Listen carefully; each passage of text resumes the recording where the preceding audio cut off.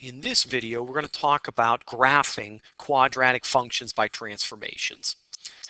Now, there is an order of operations you need to follow in order to evaluate an algebraic expression correctly. Well, there is an order of transformations to make sure you get the correct graph for this. Okay. So the order of transformations, again, I've given a function that has the worst case scenario, meaning that every single transformation is involved for it. So I'm going to use this function equation to describe the steps and where to find these. Well, number one is a horizontal shift. That is the h inside. Reflection across the y or f of x axes. That's the negative that is inside the function. 3, reflection across the x-axis. That's the negative that's in front of the a. 4 is vertical stretching or compressing. That's the a. Now, let me make a note that 3 and 4 could be switched, meaning you could do the vertical stretching or compressing before you do the reflection across the x-axis, and that would be completely correct. Then the vertical shift is going to be last. Okay, so now what I would like to be able to do is to graph the following by transformations. We're going to make sure each transformation is written out and drawn on the coordinate plane. Okay, so first of all, you're always going to start with the parent function. In this case, that's the square root of x. And then go for your order of transformations from here. So first of all, check the horizontal movement, which in this case, I'm adding 2. Now, which direction am I going to go? That is to the left. All right, so what's next? We're going to do the reflection across the y or f of x axes.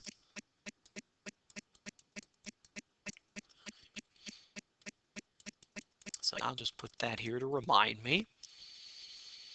Now, what's next? I'm now going to take the 2. And that's going to vertically stretch.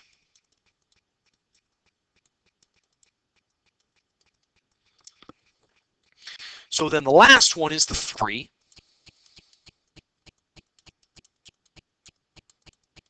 Okay, which direction am I going to go here? Up. Make myself a reminder. Okay, so label my axes. Okay, and label my slashes. So first of all, I'm going to do the square root of x. Okay, remember, I'm just sketching right now. Now, the next, I'm going to move that graph to the left 2. Now, the next one I want to do is to reflect across the f of x axis. So that should be this.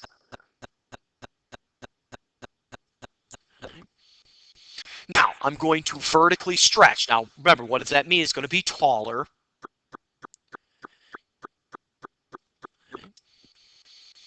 And then from there, I'm going to move up 3. And there's what my sketch is going to be. Now, notice it's the very last blue that should be the correct sketch for this. Now, let's check to see if this works on Desmos also. And they look similar, and the blue to what you see on Desmos. All right, so let's take a look at another example then. So I would like to be able to graph this particular quadratic equation by transformations. So again, I'm always going to start with the parent function. Well, in this particular case, that's y equal to x squared. So now I want to see if there is any horizontal movement. In this case, there is. So that is going to be x minus 4 quantity squared. Now, which direction am I going to move? That's to the right. Okay, the next transformation, I will take care of the negative. So now that is going to be a reflection across the x-axis. So I'll put x-axis here to remind me. So now I got to take care of the 3. Now remember, this vertically stretches, but remember what that's going to look like with a parabola. And then the last one I need to worry about is the minus 4 on the outside. Which direction am I going to go for that? Should be down. All right, so again, I'll label my slashes. Okay. All right, so let's start with the parabola.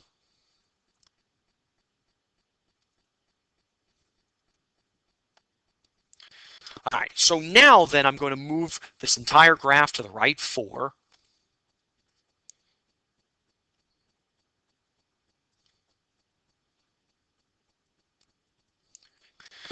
So now I'm going to reflect it across the x-axis, meaning it's going to open downwards instead of upwards.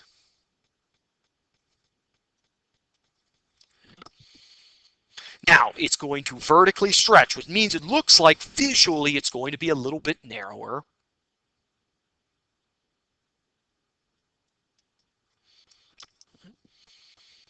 And now I'm going to move it down 4.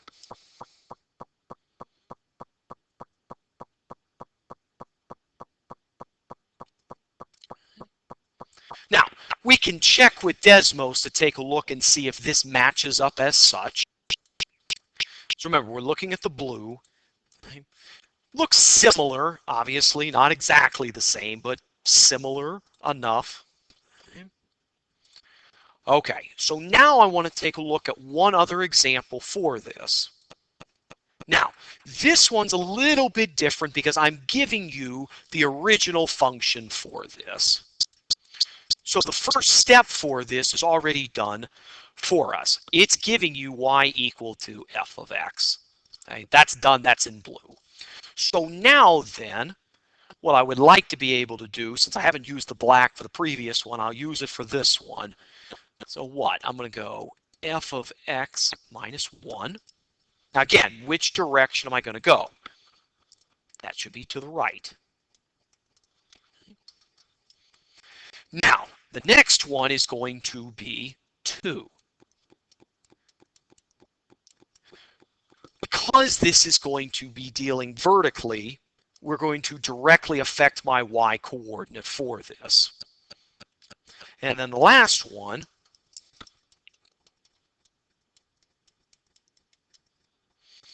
is the minus 3. And again, that's going to directly affect my y coordinate. That's going to be moving it down 3. All right, so let's do to the right one first. So again, there's 3 major points I need to be concerned about. The 2 dots, and then the very top part for this. Those are the 3 that I want to make sure are correct on my graph. So first of all, let's move everything 1 to the right, 1 to the right, and 1 to the right, and connect. Okay, in blue then, I am going to take every single y coordinate and multiply by 2. For the black, the y coordinate is 0. 0 times 2 is 0. That's not going to go anywhere. This point in black is 3. 3 times 2 is 6. So I'm going to put 6 at about right here. And this one, the y coordinate is 1. So 2 times 1 is 2. Okay. Now, when I connect, you can tell this graph is vertically stretching compared to the black. Okay, the last part then for this is to take the minus 3. We know it's going to go down 3, so you know I'm going to take every single y coordinate minus 3. So let's start with this one here. So down 3.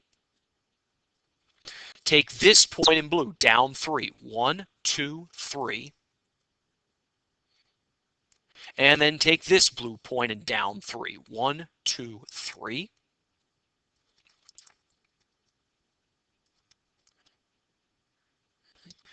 There is my vertical movement from blue to red. So whether I give you the original function or not, you can still use the transformations, and the order of transformations exactly the same. Okay, one other problem I would like to do in this section is I'd like to write a single function g in terms of x of the form f of x is equal to x squared that has the following transformations. First of all, let's write the name of the function. G in terms of x, okay, g of x. Now, it's also going to be of the form x squared. So I'm going to write this. Now, whether I need all of this or not, I'm going to write it. But it's something in parentheses squared. Okay? So I'm going to put my x in. Now, the transformations. Left 3. Well, that should be on the inside. Well, remember, it's going to be plus 3. Okay? Now, the next one is up 4. Well, going up or down, I'm outside the function, and I'm going to add 4. So there it goes, going up 4. Now, the last one is a reflection across the x-axis. Well, that is a negative that goes outside the function. So I'm going to put my negative here. So now I have created one function.